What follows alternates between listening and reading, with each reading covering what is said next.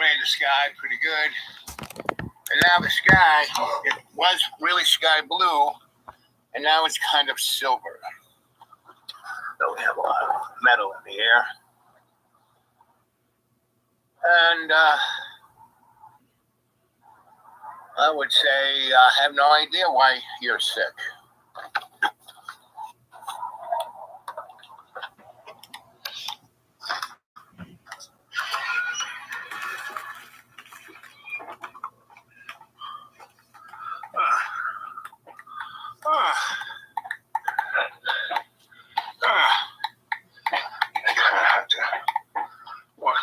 House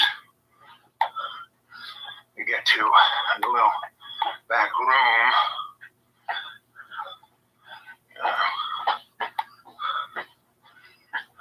Kind of, that's like the rest of the world, just walk around, and it's like tomorrow, of tomorrow, of tomorrow, of tomorrow, of tomorrow, of tomorrow. And, the tomorrow, the tomorrow, the tomorrow, tomorrow, tomorrow, tomorrow, tomorrow, tomorrow, tomorrow, just tomorrow, tomorrow, of the tomorrow, of the tomorrow, of the tomorrow, of the tomorrow, of the tomorrow. Oh, look. Hey, Allie. Good to see you, girl.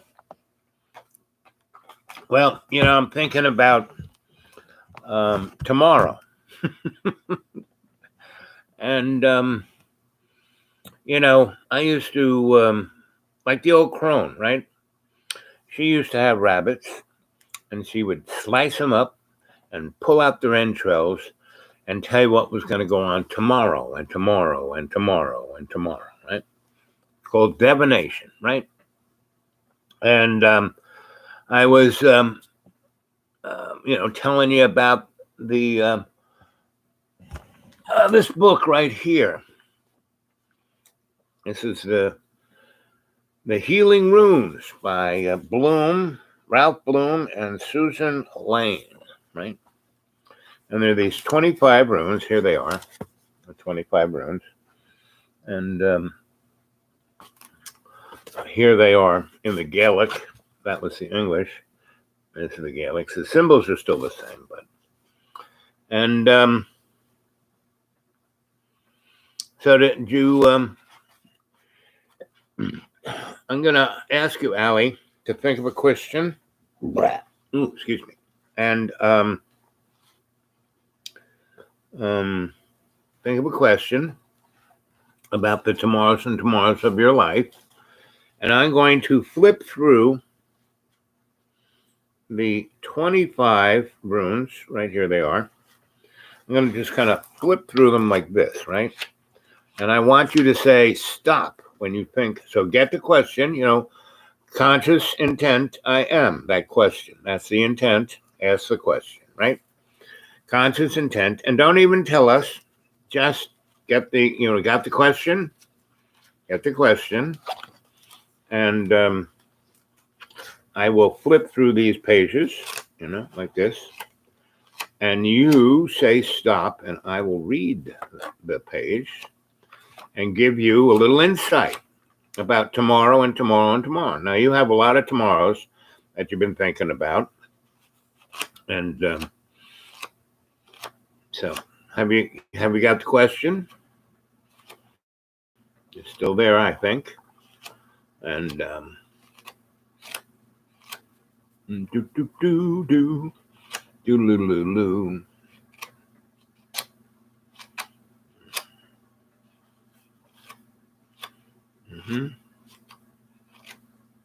Okay, got it? Okay. So, flipping through the pages and just say stop, okay? And I will stop and I will read you an insight. And it's a little better. Okay, stop. Okay, here we go. Oh, look at this. Let's see. We're going to put you over there.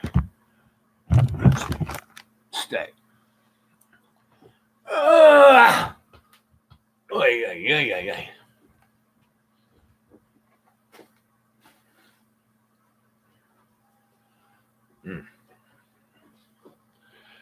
I have to put on my reader advisor hat.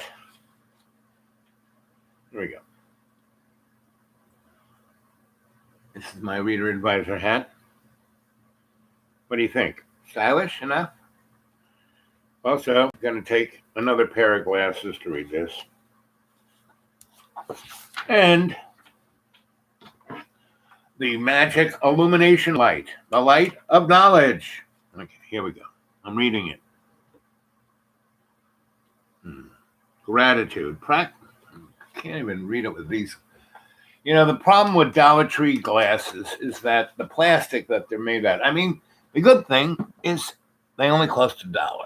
But the bad thing is they're made out of this plastic that you just touch the lens and it's like greasy. You can't see anything through the grease. And that is a good metaphor for life. Pretty much, we are staring through this greasy thing of life that is our prejudice, our beliefs, what we believe. Okay, let's see if this works.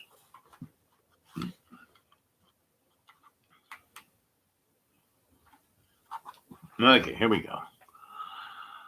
Gratitude. Practice gratitude each day for the blessing you receive from love's co-creation. Be grateful for divine wisdom and guidance, for the courage to face your pain, and for the strength of your spirit. Be thankful for the love in your heart and the willingness to walk the path of healing.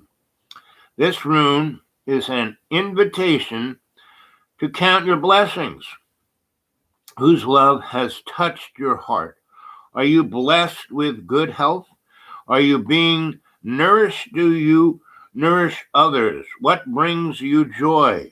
What gives you peace? Well, what brings me peace is to talk to you guys because I love you, right? I mean, I'm old enough. I've had many lives and I've had all these plans and I've done all these things and achieved all this stuff. And that was cool. I mean, there isn't a moment in my life that I regret, right?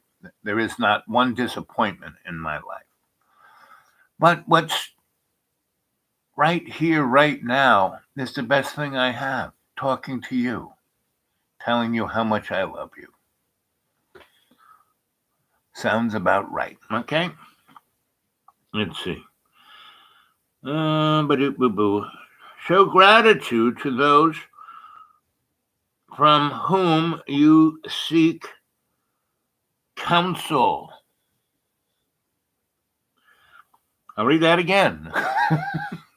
Show gratitude to those from whom you seek counsel, those who inspire you to deepen your faith in love's co-creation and strengthen your belief in yourself. Yep. And you do that with prayer and meditation,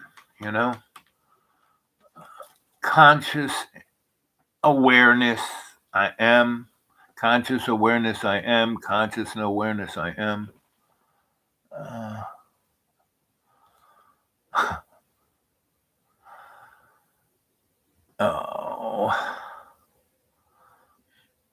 Conscious intent, I am. Conscious intent, I am.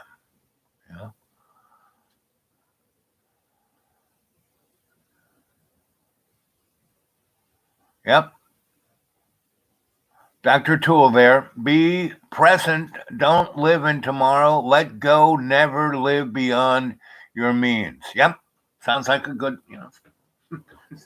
And now I've done everything. I've lived beyond my means. I've I've done all that. And so I can tell you by example that eh, I mean, it was okay, but it really wasn't, you know, what I needed, but it was okay. I don't regret doing that. Um, and if, the deal is to do your best, right? Be your best. Now, you can't be perfect. You're not perfect. At least at this moment, you're not perfect, but you can be your best, and prayer and meditation helps. You're going into state. I mean, you got this tool called the Akashic Record, man. I use it all the time. It helps me understand what I'm going through, where I'm going towards, what's up. But we're not the only ones in this world. It's the we and me gang. We have to not only help others, but we have to deal with them. It's like going on a highway is a good example. Driving around, all the morons driving, smashing, crashing, screaming, cursing, gnashing of teeth. These are all things that are, that's life. Just don't take it personal, you know. That's why you want to be conscious aware. I am conscious aware. I am conscious aware. I am. Because if you see that moron coming 3 blocks away, you can get out of the way. Most people have issues because they let things get in their grill. Now, right now, we're going through a very interesting time where a lot of morons think that they can, through the continuation of doing the same thing over and over again, that they'll get a different outcome, right? But and there's so much, it's like there's so much right there that the last 200 years that has gone down, or you take it from nailing Jesus to the cross. You can take it to Christopher Columbus coming here, and then Europe going all around the world, being imperial and taking everybody else's stuff and killing them for it. That's called extraction, the extraction economy, right? But we live in a world of abundance. There's enough for everyone to be happy and have everything they ever would need. Does Jeff Bezos really need $3 trillion? Really? And our Defense Department, we do not have a single enemy that is a threat. So why are we spending $2 trillion a year for the military? And our next enemy, we're having this pandemic. That's our big enemy. Oh, that virus. Oh, that nasty virus. Ooh. Just wash your hands. Sneeze into your sleeve. Why not take some vitamin C and D3 and zinc and things like that. And this is my little mask. I wear this, and if I need to, I can do this. I can do this. Totally mask myself up. And but really, what counts is that you love yourself and all those around you. Because for recorded history, the good, and the other thing is we don't even know our history. We have been here 1 billion years. We are someone's science project. We are not our bodies. That's for sure. We aren't even our souls. We are a spirit, but the spirit is something that is a all our relations. Spirit isn't just one. It's not like you got one spirit. No, it's spiritus. And the word of spirit, the logos, the power of the word, and the word is love. And all the physical things we put ourselves through we can, be conscious, aware of it, and um, you can, navigate instead of being, um, at the mercy of, right?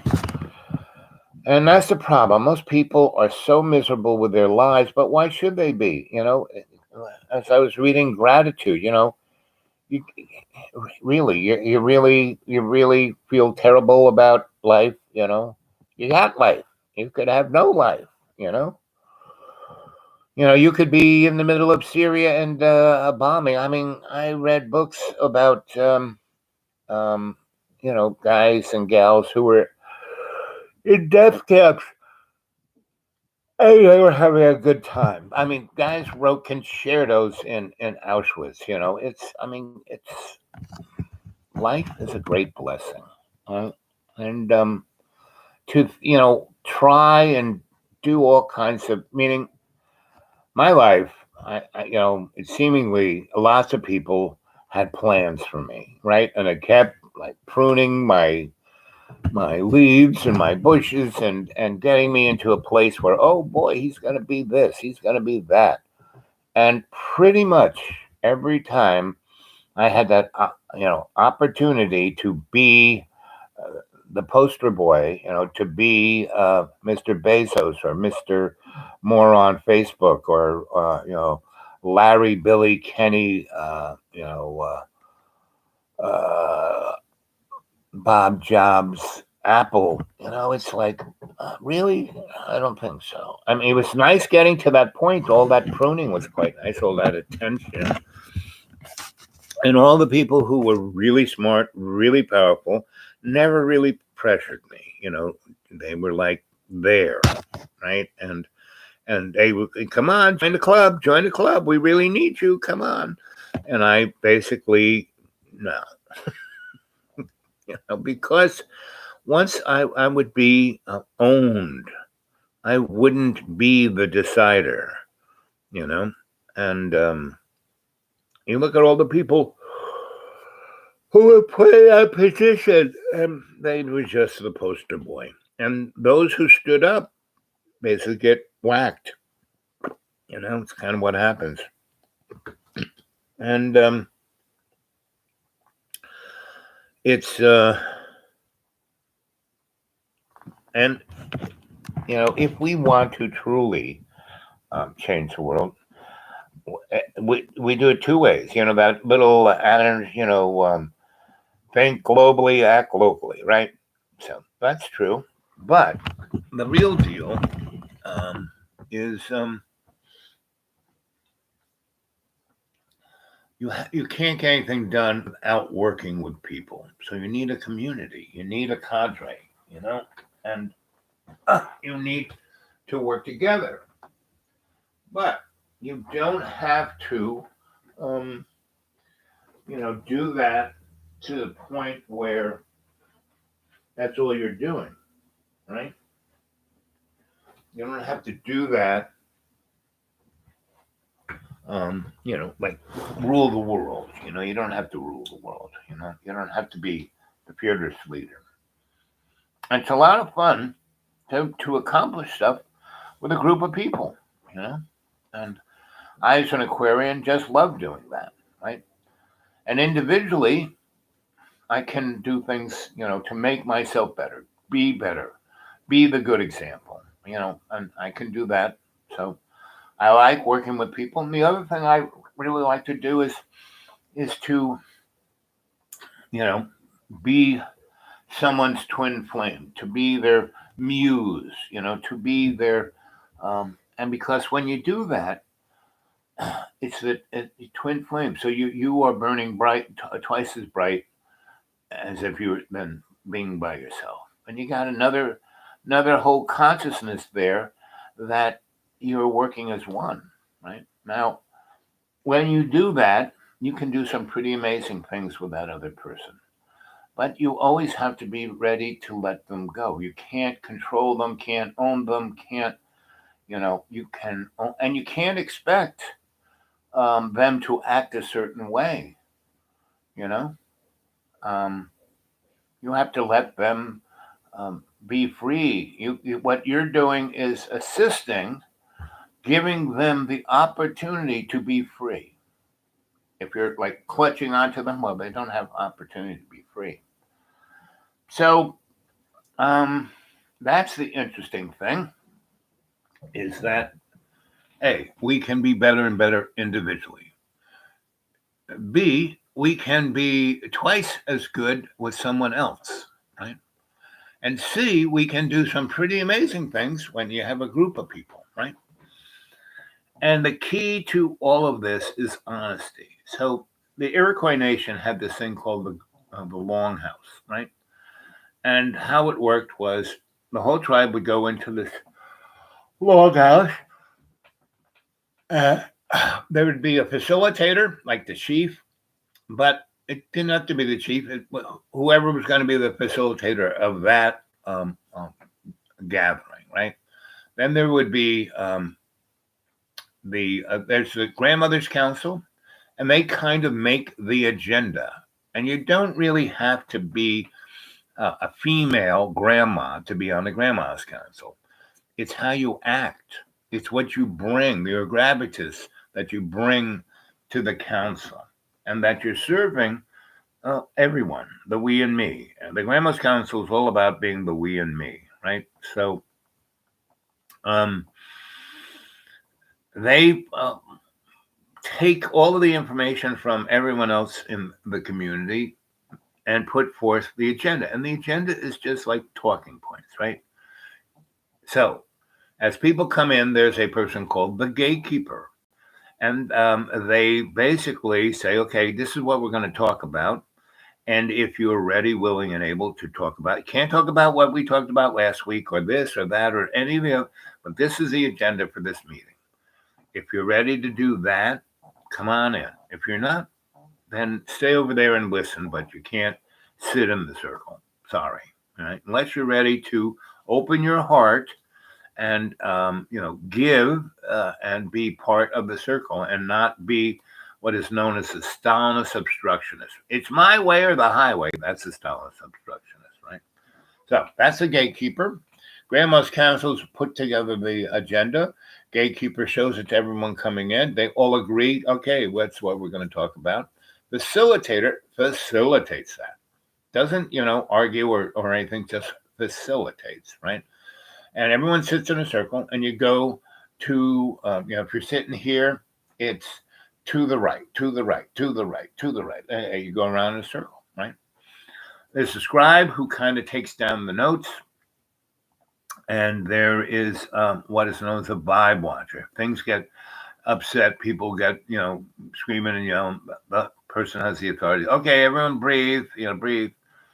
And that actually is a very good working mechanism, right? I've used it for years in group, negotiations and organizing groups to do things, events, and it really works. Very good. It's very egalitarian. It's non-political. It doesn't favor anything except love's co-creation, right? So we are looking at this scary monster of a tomorrow, right? And it's been in the works for at least 60,000 years, right?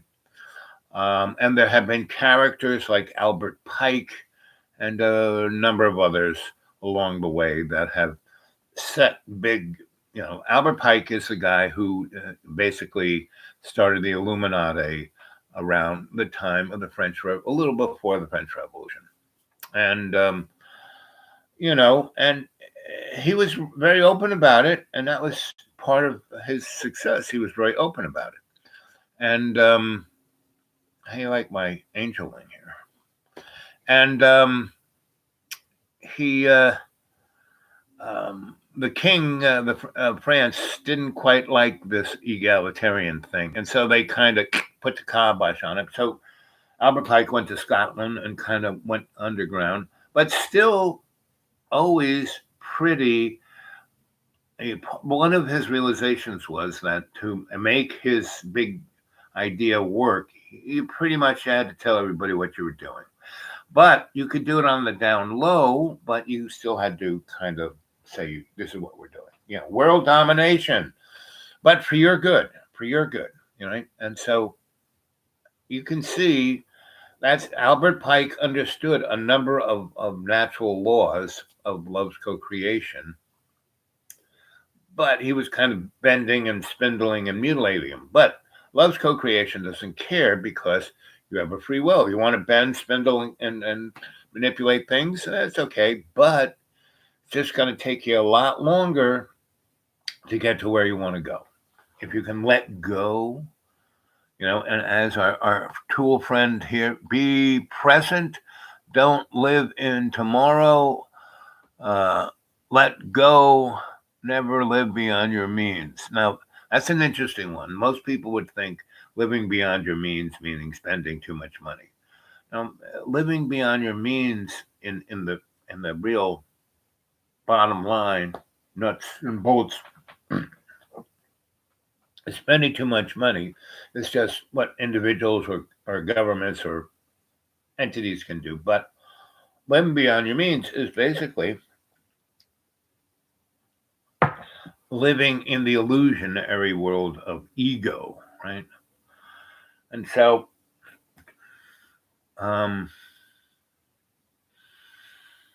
let's see.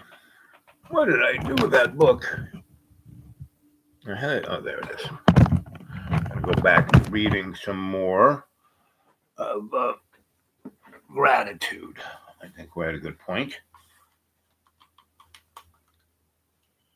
And all those who want to get a hold of me at the dudeawake42@gmail. Dudeawake42@gmail. And there are a lot of you who live in America.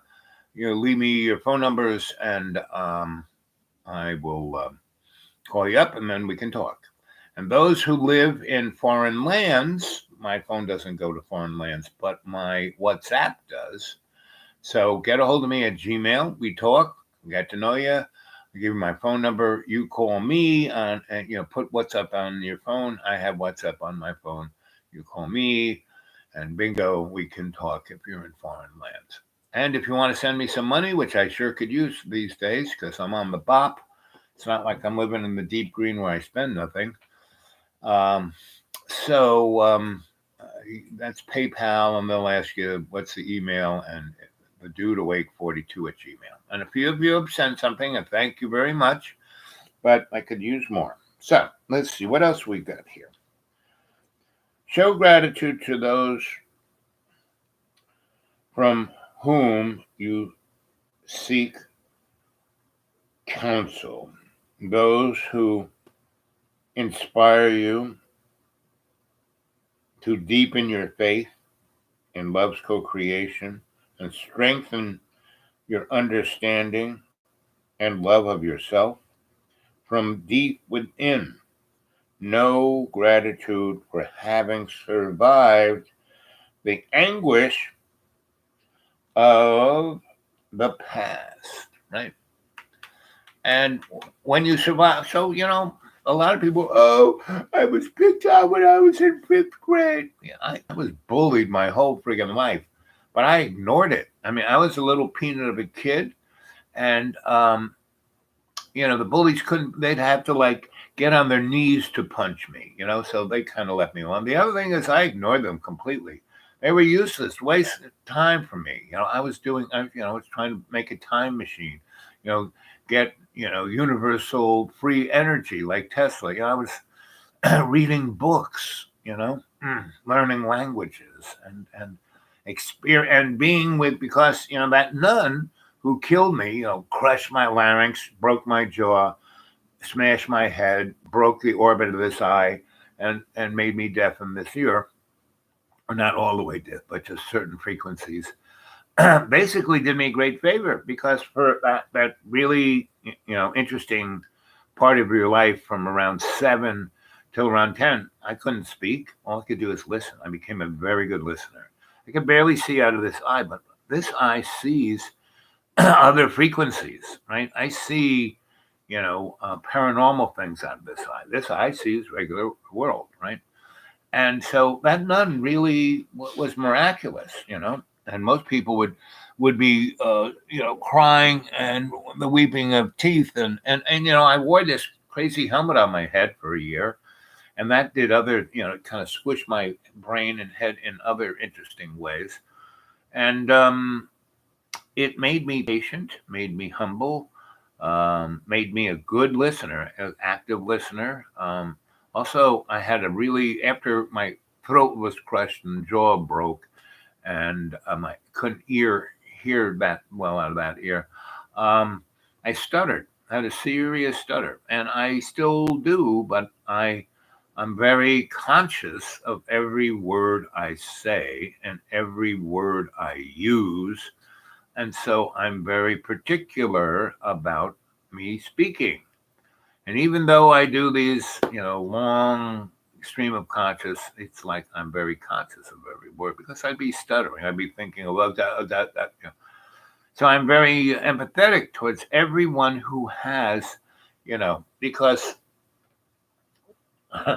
after I, you know, um, got, cremated by, well, before the nun smashed me, they gave me an IQ test because this before first grade was the first I really was, in a school. I had all these other mentors and teachers and stuff. And when I was with the Marinos, they gave me the guy who was the shrinky guy. He kind of helped invent, IQ intelligent testing. Anyway, I took an IQ test when I was 10, and my IQ was 200. And oh my gosh, I went from being a moron, like a dummy. I mean, I was reading books. I wasn't, really speaking or talking or asking for anything. I mean, I never asked for anything. I just went and got it. Just took it. My grandma had this great rule: never ask for permission. It's a lot easier to say you're sorry. And most people, they don't even notice you're doing it. My dad, he was bird colonel, always screaming orders. And my brothers and sisters, oh, I'm not going to do that. And then there'd be big fights. Me, I said, yes, sir, right away, sir, and go up and do whatever the heck I wanted. He never checked up on anything. Most people don't. But that's me being aware. And, once you're in first grade and a nun tries to kill you, you kind of are aware about, okay, I'm not going to let that happen again. And that just kept happening again. And I was, messed up by a priest and nuns, and but I don't hold it against them because it didn't really damage me. It gave me a accelerated uh, um, lesson. So I want everyone who's watching um, to um, look at their life not as oh, I got bullied, oh, my parents hated me, oh, I had a miserable childhood. No, look at your life and see all the things you learned from those miserable things, and see all the other good things you had that got you through that miserable life, if it was. And pretty much, we living here in this planet at this time, this is sociopathic, psychopathic um, culture we live in. So you're living among sociopathic. I mean, just look at everything going on around. I mean, it's like if you just step back and look at the stuff, it's like this. Come on, they really want me to believe this. Ah, and they're going to. I mean, I'm telling you, what's going to happen is what we consider as our comfortable life. I mean, they're already kind of chipping away at it, and it's going to crash and burn. You know, and so there's utopian, and then there's dystopian. I mean, we're already in the dystopian world, and but the planet is, like I said, a utopian abundance. Look at this little tummy. This is, I didn't have this a month ago. because I was living in the woods, eating, the stuff I was getting out of the woods and my garden, and now I'm eating, you know, you know, restaurant food, you know. So, but this is okay because it's really my gut kind of rebelling against eating that crap because I really haven't gained that. I gained about 10 pounds, but I, this is a bloated gut because of my gut saying I don't like living in this world. Go back to the woods. Well, I will, when it's not really cold. I got another 2 months to before I'm going to probably head back to the woods mid March, right? I guess that's a little more than 2 months, but it's roughly about it's January, February, and then mid March. Now we're getting towards mid, so maybe 3 months, right? So, and I'm, it's most people would be scared because I have no idea day to day. I have no idea where I'm gonna live. Whether I can get from A to B, and how much money I have. Like still have just a handful of pennies. That's why if you sent me something to the old PayPal, that would be very helpful in these next 3 months. Back when I'm in the woods, not a problem. I can not go anywhere and not spend any money, but I'm like I'm a bop. So anyway, uh, so the old crone base. I mean, I already knew. I mean, the first old crone in my life was my grandma. Second old crone in my life was my aunt Gracie. My third old crone in my life was Madame Olga Kluver. And this lady, did you guys see the Star Wars one where Han gets whacked by his crazy son, right? And before he gets whacked, um, they're traveling from here to there, and they stop off at this place. It's like a good time castle, and the lady who runs it is a short little lady with gigantic glasses, right? And Mose is her name or something like that. But anyway, that was Madame Olga Kluver, but even more so because that lady she owned a bar, Madame Olga Kluver. I mean, meaning no one knew her. She was Madame. Oh, well, they knew her first name was Olga. Madame Olga Kluver. That's how you had to say her name. Not just call her Olga. She wouldn't. And Madame. You could call her Madame, but Madame Olga Kluver. And she had a curiosity shop on Lexington. Oh, around 38th Street, somewhere between 38th Street and 56th Street, somewhere in there, right? And Lexington started at around just above Union Square, a little further, kind of where the Con Ed building was, up around 20 something street, 30 something street, and started with a park, and there was a big, fancy hotel in that park, and really nice brownstones around that park.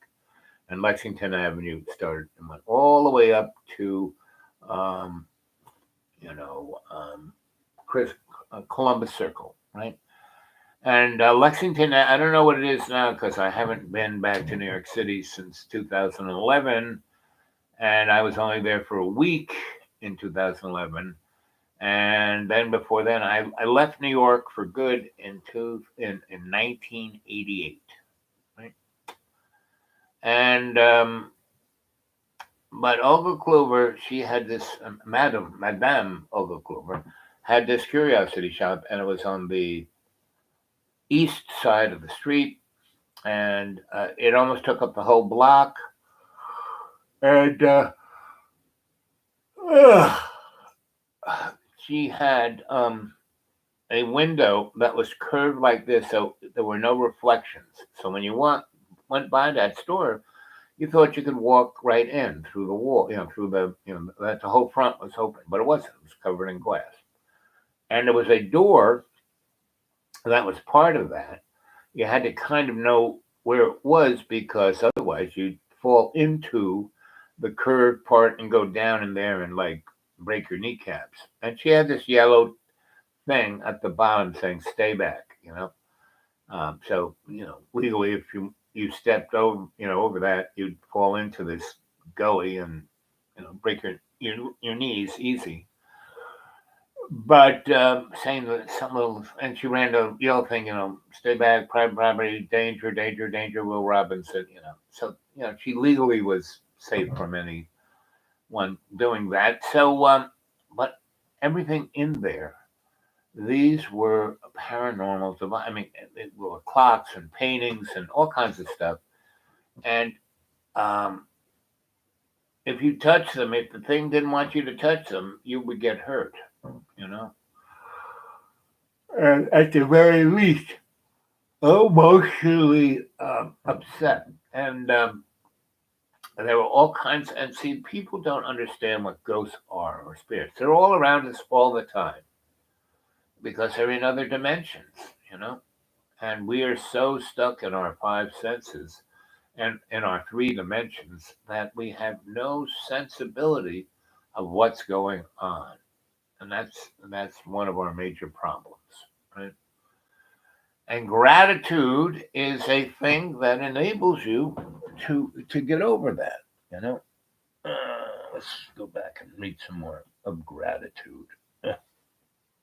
Turn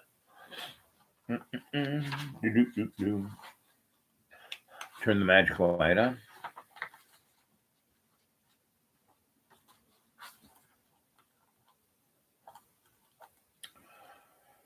Uh,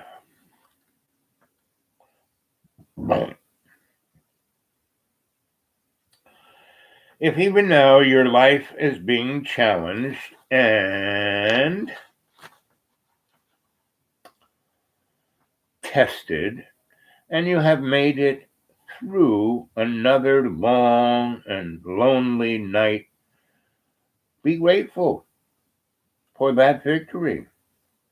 And if the moment comes when you feel there is no one to whom you can turn to, know that you are never really alone.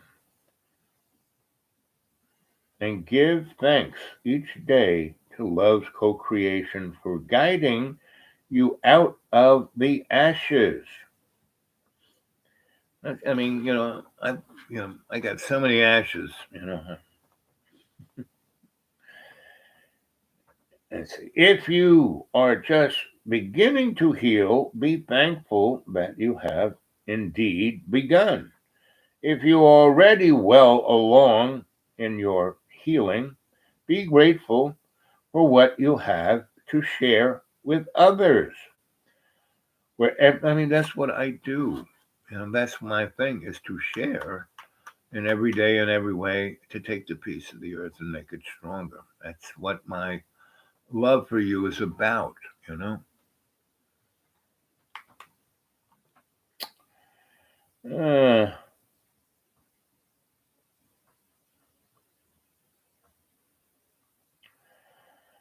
for the healthy of the earth, for the early of, I can't read that.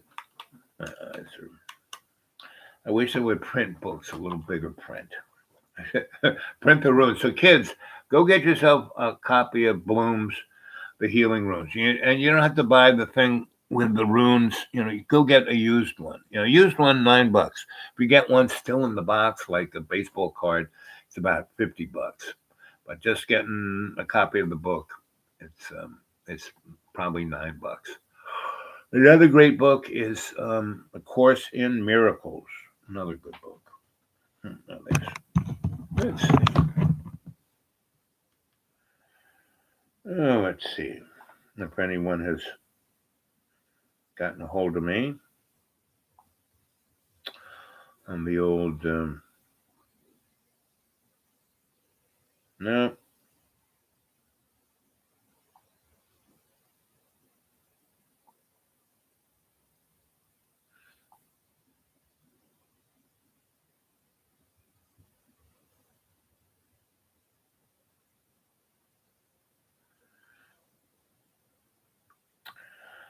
There's my spy girl.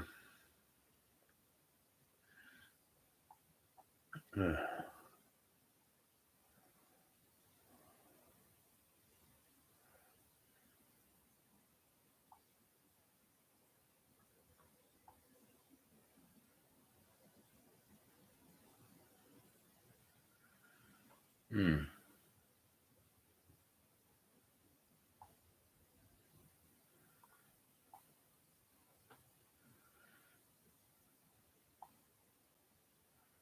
Hmm. Well, I'll try better to do better tomorrow because no one is there. Got 2 thumbs up. Been doing it 47 minutes, and I think I got gratitude, and Allie got that idea, and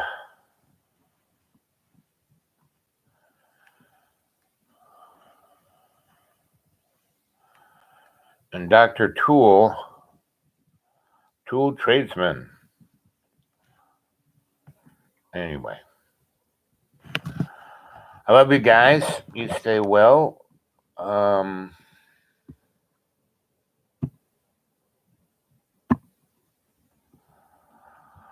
I'm going to sign off since no one's really there to talk anymore.